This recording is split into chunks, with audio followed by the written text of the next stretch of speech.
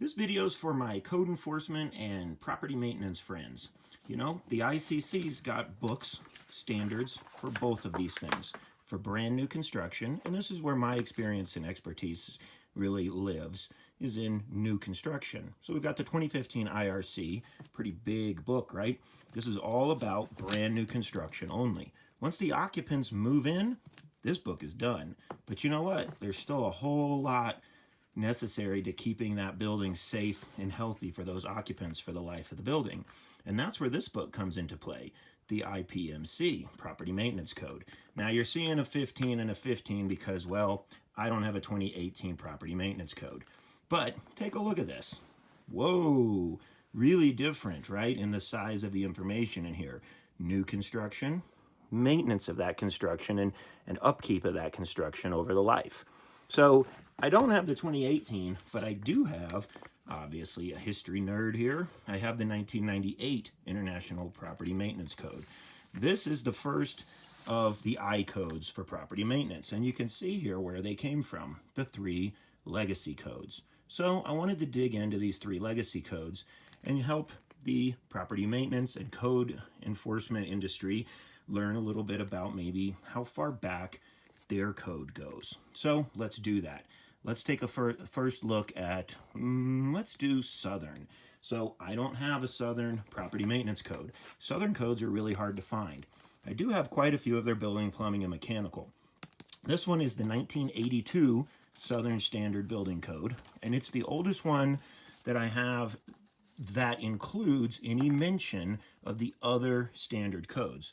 When I go back to 1979, this page isn't here. So this is the extent of my research and my knowledge on how far back housing codes go for the Southern codes, but right here you can see standard housing codes.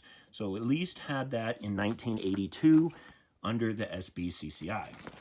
All right, what's next up on our legacy series here? Let's do Boca next. Boca is another code I have a harder time finding out there in the world, but I do have one copy of an older Boca National Property Maintenance Code from 1996. So that's the oldest I have, but as we can see in the top, it's been around. This is the 5th edition. So if we go here to the preface on the front page, we can see that it'll tell us, what does it say here? That the Property Maintenance Code now in its 32nd year. So 32 years, let's do some math. 1996 minus 32, that means their first Property Maintenance Code was 1964.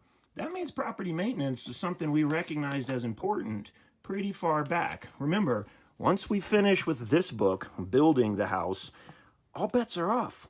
What are the humans going to do to keep that house safe? So let's do our final one, see if we can get older than 1964. We've got the ICBO, right? International Conference of Building Officials. Happened that I am in an ICBO state, so it's a lot easier for me to find and to have these historic books. And so I do have the very first ever Uniform Housing Code from 1958 by the International Conference of Building Officials. So let's take a minute now and let's look at something. This is the 1958 Uniform Housing Code, or Property Maintenance Code, just by a new name now. This is the 1958 Dwelling House Construction Code. Now you can't exactly compare that to this big book because this book didn't include plumbing, mechanical, or electrical provisions like we have in the IRC. But I want you to see something, guys. Whoa, the thicknesses have changed, haven't they?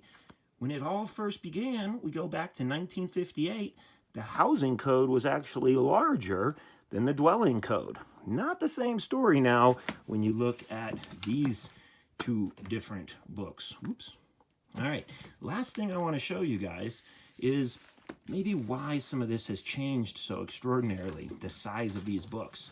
Well, there was only so much technology, construction methods, products that we had knowledge of and market availability of in 1958. Jump to 2015, and there are all kinds of products and ways that we can build that want to be recognized in the codes, and they have been recognized. So we can see the growth in the book here, not so much growth in regulation, but also just growth in the available options for new construction. Well, what about options for maintaining your home? Do you think those have changed as much over the years? Maintenance, taking care of your property? Let's take a look at the table of contents of these two. All right, and let's zoom in a little bit. And what do we have here? Title and scope and enforcement, permits and inspections. First 3 chapters. What do we have here? Scope and application, administration and enforcement. Enforcement, inspection, title, scope. No difference. What's the next chapter? Definitions. What do we get over here? Definitions. What's the next one? All right, we got some new stuff. We got general requirements is a new chapter, is a chapter we don't see over here.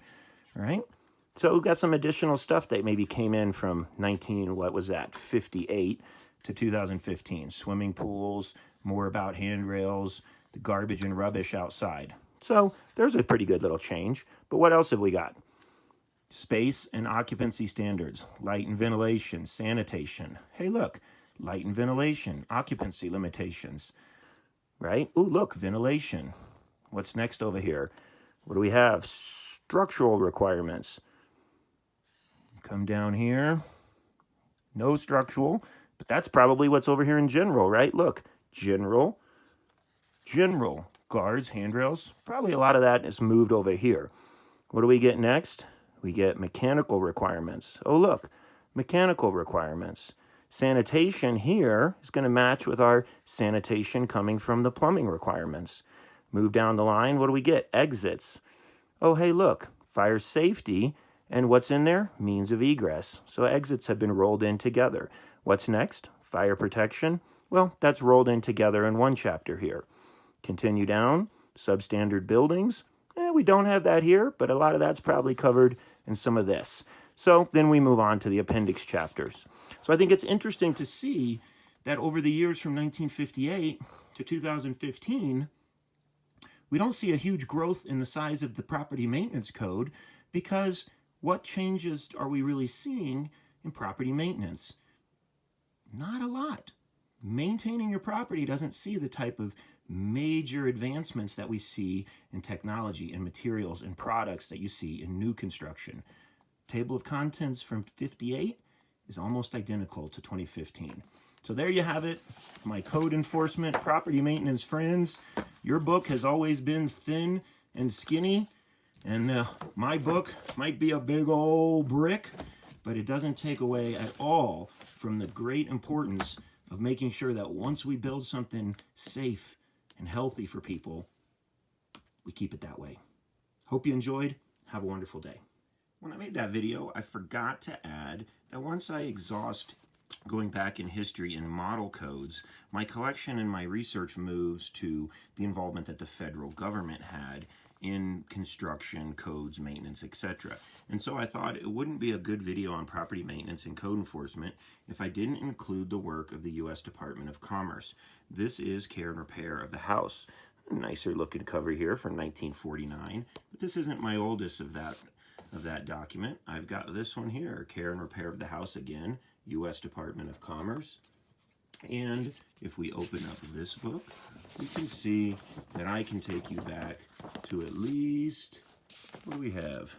1931 for your Care and Repair of the House.